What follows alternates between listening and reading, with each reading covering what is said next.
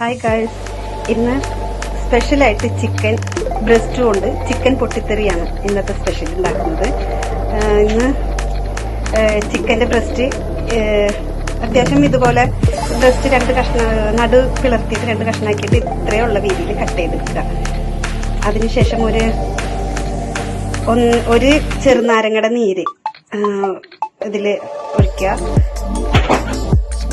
പിന്നെ വേണ്ട സാധനം ഇഞ്ചി വെളുത്തുള്ളി പേസ്റ്റ് 1 സ്പൂണ്, പാകത്തിന് അത്യാവശ്യത്തിന്. പിന്നെ അത്യാവശ്യത്തിന്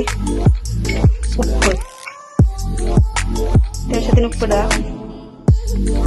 പിന്നെ ഇത് കാശ്മീരി പൊടിയാണ്. കാശ്മീരി പൊടി എരിവ് എങ്ങനെയാണോ അനുസരിച്ചിട്ട് കാശ്മീരി പൊടി ഇടുക. കാശ്മീരി പൊടി അത്യാവശ്യം നല്ലൊരു കളറും കിട്ടും. കാരണം പൊരിച്ചു കഴിഞ്ഞാൽ നല്ലൊരു ഭംഗിയായിരിക്കും. പിന്നെ ഇത് കുരുമുളക് പൊടിയാണ്, അത് എരിവിനനുസരിച്ച് ഇടുക. പിന്നെ കുറച്ച് ഗരം മസാലപ്പൊടി, ഇത് നമുക്ക് ആവശ്യത്തിന് എത്രയെന്ന് വെച്ചാൽ ഇടുക. 1 സ്പൂൺ അത് നല്ലതാണ്. പിന്നെ ഒരു 2 കറിവേപ്പിലയും കൂടി ഇട്ടിട്ട് നന്നായിട്ട് മിക്സ് ചെയ്യാം. നന്നായി മിക്സ് ചെയ്തതിന് ശേഷം നമ്മൾ ഫ്രിഡ്ജിൽ ഒരു 2 മണിക്കൂർ വെച്ചാൽ മതി.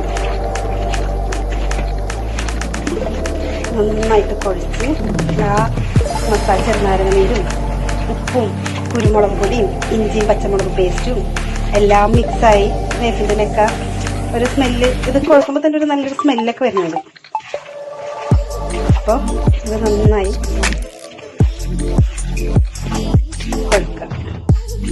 കുഴച്ചതിന് ശേഷം നമ്മൾ ഇത് ഫ്രിഡ്ജിൽ ഒരു 2 മണിക്കൂറെങ്കിലും, ഒരു 2-2.5 മണിക്കൂർ വെക്കുമ്പോഴത്തേക്കും ഈ മസാലയുടെ എരിവും ആ പുളി ഉപ്പൊക്കെ നന്നായിട്ട് ഇതിലേക്ക് പിടിക്കും. 2 മണിക്കൂറിന് ശേഷം ചിക്കൻ ഞാൻ മസാല പുരട്ടി വെച്ചത് ഞാനിപ്പോൾ പുറത്തെടുത്ത് ഇപ്പോൾ ഏകദേശം ഉപ്പും എല്ലാം പിടിച്ചിട്ടുണ്ടാവും. അപ്പോൾ അതിനുശേഷം ഒരു മുട്ട അത് പൊട്ടിച്ച് വയ്ക്കുക. പിന്നെ 1 സ്പൂൺ കോൺഫ്ലവർ പൊടി ഇട്ട് നന്നായി മിക്സ് ചെയ്യാം. നന്നായി മിക്സ് ചെയ്തതിന് ശേഷം മുട്ടയും കോൺഫ്ലവർ പൊടി. അപ്പൊ നമുക്കറിയാൻ പറ്റിയിട്ട് നല്ലൊരു ക്രിസ്പി ആയിരിക്കും അത് പൊരിച്ച് കഴിയുമ്പോൾ.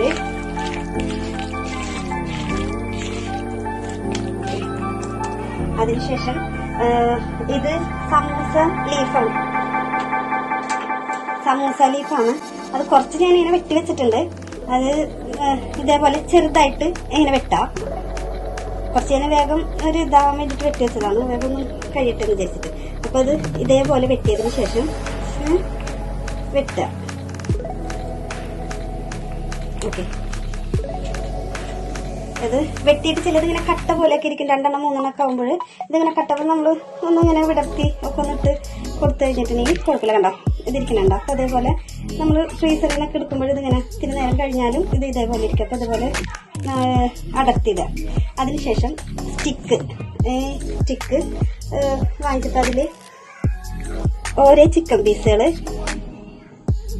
ഇതിന് കൂടി ഇങ്ങനെ കോർക്കാം. ഇങ്ങനെ കോർത്തിട്ടൊരു 2-3 പീസ് ചിക്കൻ പീസുകൾ ഇങ്ങനെ കോർക്കാം. എന്നിട്ട് ഇതിന് മെല്ലെ അങ്ങോട്ട് കത്തി കൊടുക്കുമ്പോൾ ഇങ്ങനെ ഇതായിക്കോളും. എന്നിട്ട് ഇതിനെ സമൂസ ലീഫ് വെട്ടി വെച്ചിട്ടുണ്ടല്ലോ അതിലിങ്ങനെ മുക്കി റോൾ ചെയ്തെടുക്കാം. അങ്ങനെ നമുക്കിപ്പോൾ ഇതാകുമ്പോൾ ഇതിനെ ഒരു കൈ കൊണ്ട് ഇങ്ങനെ ഇത് പിടിച്ചിട്ട് ഇങ്ങനെ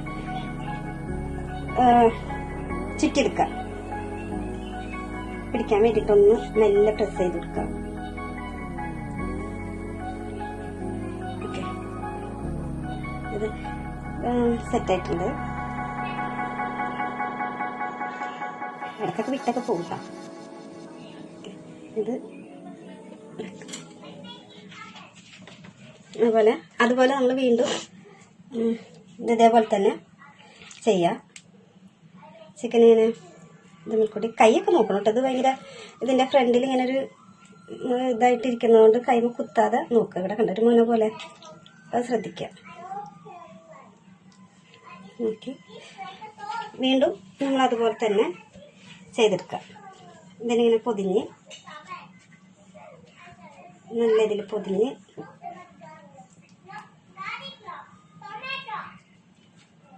ചിലതൊക്കെ വിട്ട് പോരും. എന്നാലും അത് നമ്മൾ പൊരിക്കുമ്പോഴത്തേക്കും ഇതിനോട് കൂടിയിട്ട് ജോയിൻ്റ് ആയിട്ടുണ്ടാവും.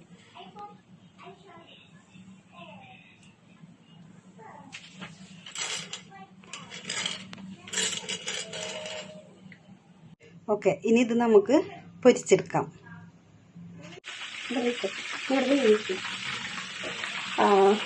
ഓക്കെ, ഇനിയിത് നമുക്ക് നല്ല ഒന്ന് മറിച്ചിട്ട് കൊടുക്കാം.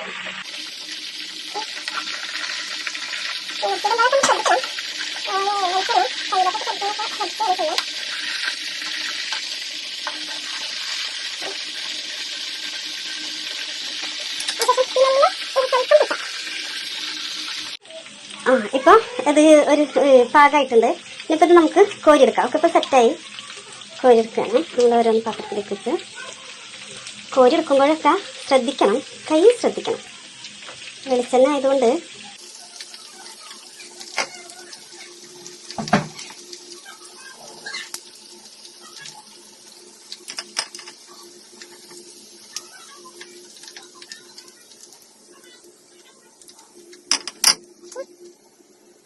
ഒക്കെ. അപ്പോൾ ചിക്കൻ പൊട്ടിത്തെറി നമ്മളെ ലാസ്റ്റ് സ്റ്റേജിലെത്തി. ഇനി നല്ല ചൂട് ചായയും സോസും കൂട്ടിയിട്ട് ചിക്കൻ പൊട്ടിത്തെറി കഴിക്കാം. Okay, bye bye.